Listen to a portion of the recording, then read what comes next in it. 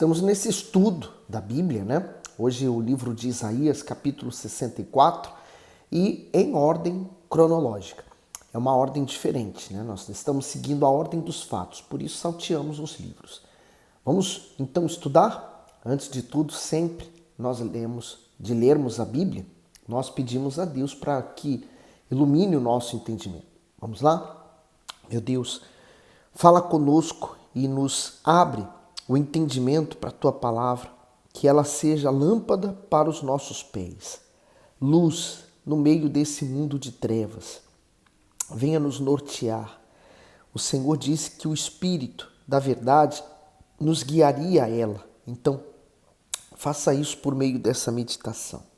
Em nome de Jesus. Amém.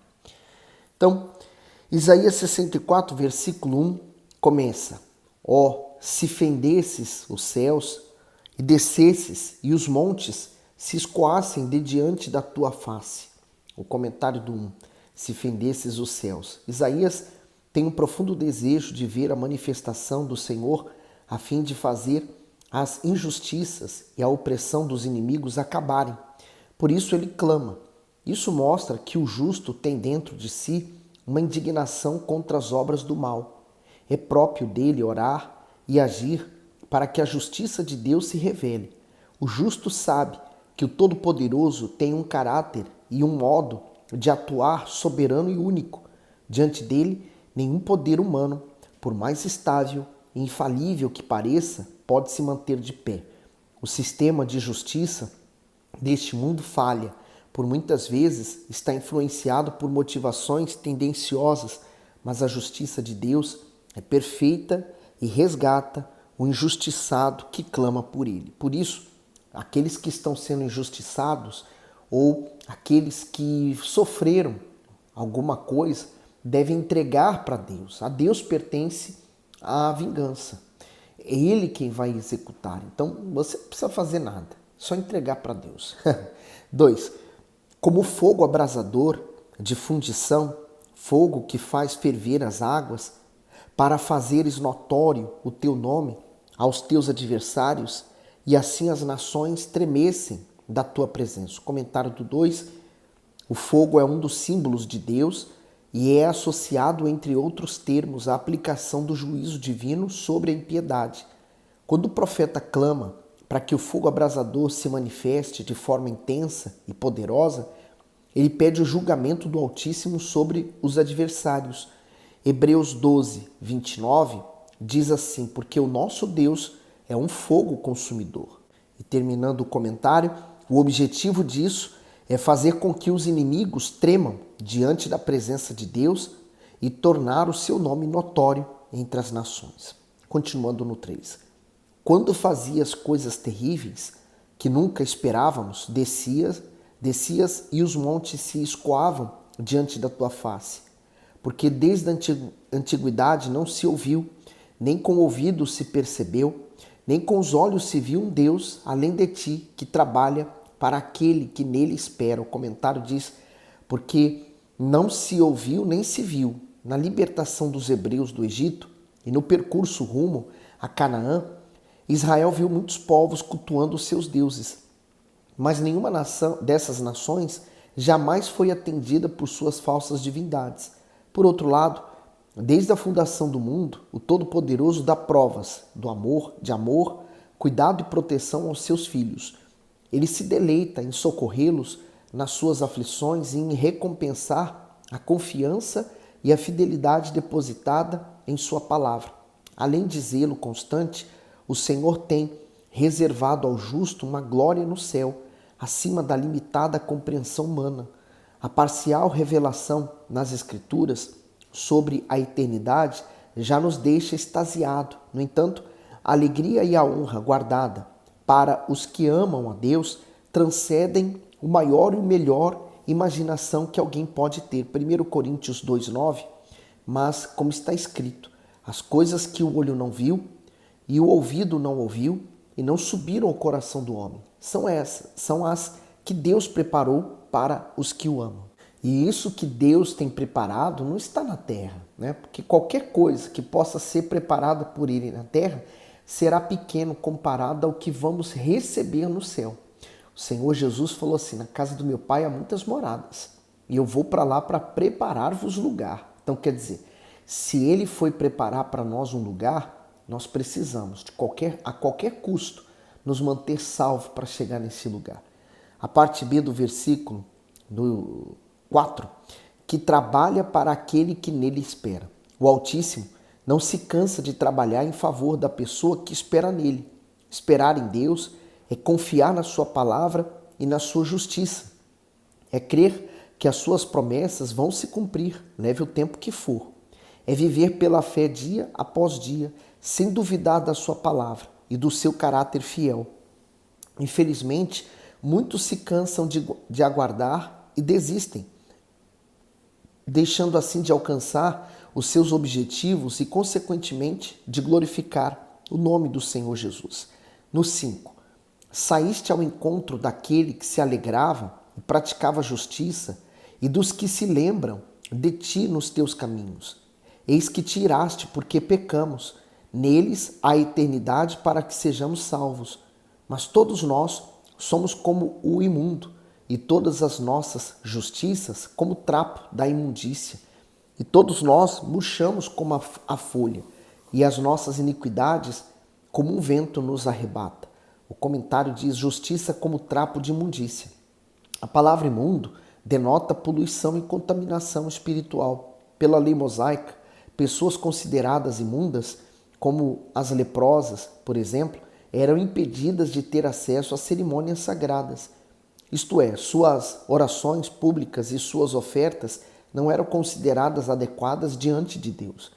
O termo trapo de imundícia está relacionado aos panos usados pelas mulheres no período menstrual, representando assim a maior expressão de impureza.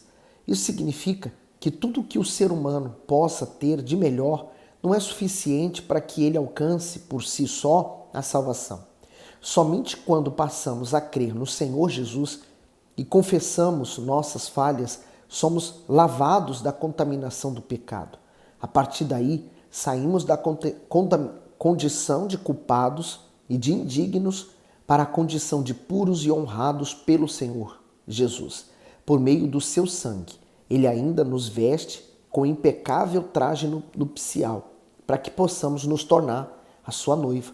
Lá em Mateus 22, 10 ao 13. E os servos, saindo pelos caminhos, ajuntaram todos quantos encontraram, tanto os maus como bons, e a festa nupcial foi cheia de convidados.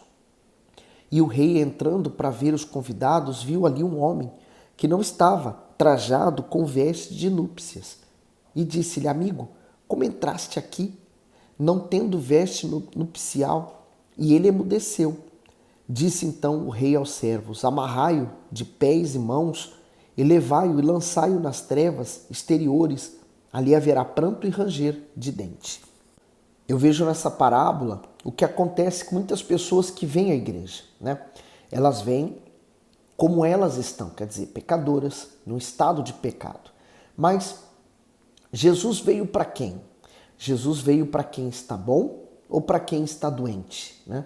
Doente não só no sentido físico, mas também espiritual. Ele veio para os doentes. Jesus não veio salvar quem está bom, ele veio salvar quem está doente. Ele não veio salvar para quem sabe o caminho, mas para quem está perdido no caminho. Então, infelizmente eu entendo da seguinte forma: ele estava na festa, quer dizer, estava no lugar certo. Ele tinha até uma chance. Quando ele perguntou: amigo, o que fazes aqui? Quer dizer, ele tinha uma chance ali de falar assim: Senhor, eu entrei, mas eu estou sem as vestes e eu reconheço que eu não sou digno de aqui estar, né? Ele poderia naquele momento ter se arrependido, mas ele ficou mudo. Quer dizer, o mudo é porque consente. Ele fala: não, estou no lugar certo. Quer dizer, ele se achava digno de estar ali, então ele foi lançado fora. Então, quantas pessoas hoje estão na igreja, né? É um primeiro passo.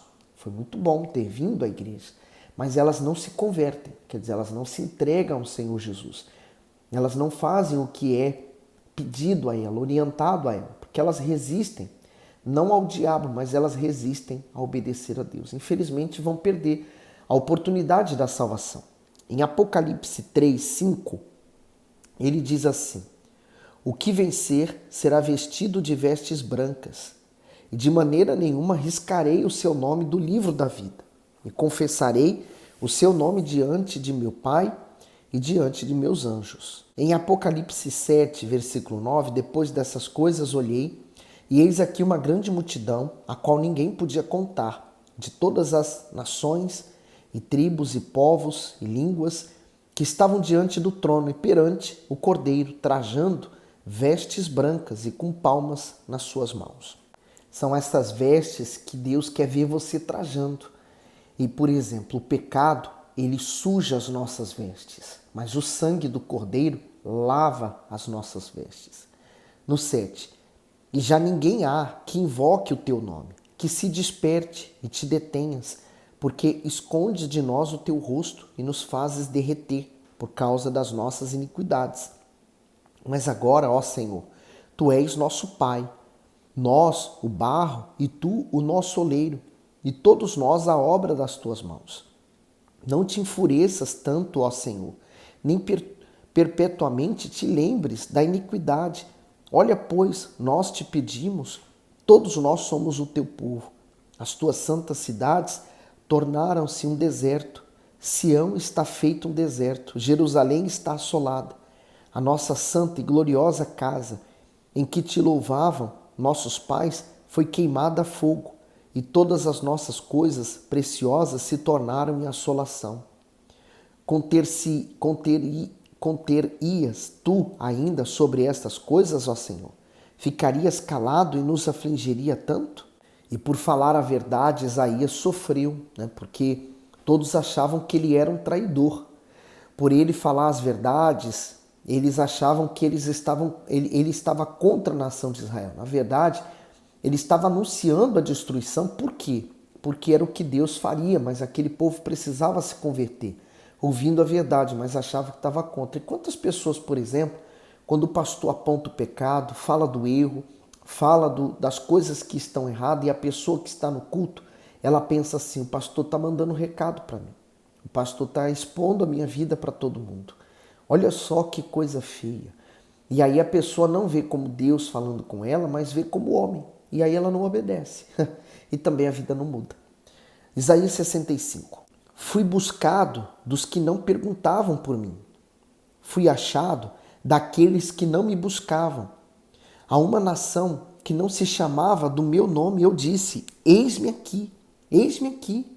Estendi as minhas mãos o dia todo a um povo rebelde, que anda por caminhos que não é bom, após os seus pensamentos. O comentário diz: fui buscado dos que não perguntavam por mim. Por rejeitar o Messias, a maioria das pessoas em Israel seguiu perdida em seus pecados. Enquanto isso, os gentios, que não conheciam as Escrituras e as profecias a respeito do Messias, ao ouvirem o Evangelho, creram nele. Romanos 10, 20 diz assim: Isaías ousadamente diz: fui achado pelos que não me buscavam, fui manifestado aos que por mim não me perguntavam. Continuando o comentário: estendi as minhas mãos o dia todo. Mostra o quanto Deus tem prazer em ser buscado pelas pessoas, a ponto de estender as mãos do seu próprio Filho na cruz, a fim de que todo aquele que o invocar com fé e sinceridade tenha acesso a ele. Esse privilégio foi concedido primeiro aos judeus, mas eles, com rebeldia, ignoraram a sua voz. Desde então, o chamado da salvação se estendeu a todos os povos do mundo. João 1, 11 e 12, veio para os que era seu, e os seus não o receberam. Mas a todos quanto receberam, deu-lhes o poder de serem feitos filhos de Deus, aos que creem no seu nome. E aqui você percebe que não é a toda a gente, é apenas aos que creem. Então, quem crê realmente em Jesus se entrega. Se a pessoa ainda não se entregou, é porque falta essa crença, Continuando o comentário. A reação de Deus perante a ingratidão que sofreu não foi se afligir nem se recolher, e sim ampliar ainda mais os seus favores. Com isso, deu oportunidade àqueles que nem sequer tinham ouvido falar a seu respeito, de o conhecerem. Mateus 21, 43, portanto, eu vos digo que o reino de Deus vos será tirado e será dado a uma nação que dê os seus frutos. Eu quero só destacar aqui no texto, ele falou assim, que andam por caminho que não é bom após os seus pensamentos. Quer dizer, tudo tem uma origem, né? O pecado tem uma origem. Onde o pecado se origina? Né? Tem origem no seu pensamento. Então, primeiro a pessoa pensa. E quando esse pecado, né, que ela está pensando, vem ao coração, quer dizer, o sentimento, a alma, então a alma, o coração ele é enganoso. Então, ele força o ser humano a levar-se ao pecado. Então ele comete, ele cai no erro. Então foi esse o erro da nação de Israel. Ele seguiu o coração enganoso e por isso caía na tentação dele. Seguindo o texto, por 3. Povo que de contínuo me irrita diante da minha face, sacrificando em jardins e queimando incenso sobre altares de tijolos, que habita entre as sepulturas e passa as noites junto aos lugares secretos, come carne de porco e tem caldo de coisas abomináveis nos seus vasos. Quer dizer, eles faziam coisas em secreto, quer dizer, ninguém estava vendo o que eles estavam fazendo. Uma delas é comer carne de porco. O judeu, o povo da terra de Israel, não come carne de porco. Então, eles comiam, mas escondido. As outras nações faziam livremente porque elas não se sentiam culpadas por isso. Mas aqui a nação de Israel fazia em secreto. Quer dizer, ninguém via, mas Deus estava vendo e está aqui expondo o pecado deles. Né? No 5, que dizem, fica onde estás e não te chegues a mim, porque sou mais santo do que tu. Estes são fumaça no meu nariz, um fogo que arde todo dia. Eis que está escrito diante de mim, não me calarei, mas eu pagarei, sim, pagarei no seu seio, as vossas iniquidades e juntamente as iniquidades de vossos pais, diz o Senhor, que queimaram incenso nos montes e me afrontaram nos outeiros. Assim lhes tornarei a medir as suas obras antigas no seu seio. Assim diz o Senhor, como quando se acha mosto num cacho de uvas, dizem, não desperdiceis, não os desperdices, pois há bênção nele. Assim farei por amor de meus servos, que não os destrua a todos. E produzirei descendência a Jacó e a Judá, um herdeiro que possua os meus montes. E os meus eleitos herdarão a terra, e os meus servos habitarão ali. E Saron servirá de curral de rebanhos, e o vale de Acor, lugar de repouso de gados para o meu povo que me buscou. Mas a vós, o que vos apartais do Senhor, os que vos esqueceis do meu santo monte, os que preparais uma mesa para a fortuna e que misturais a bebida para o destino, também vos destinarei à espada, e todos vos encurvareis à matança.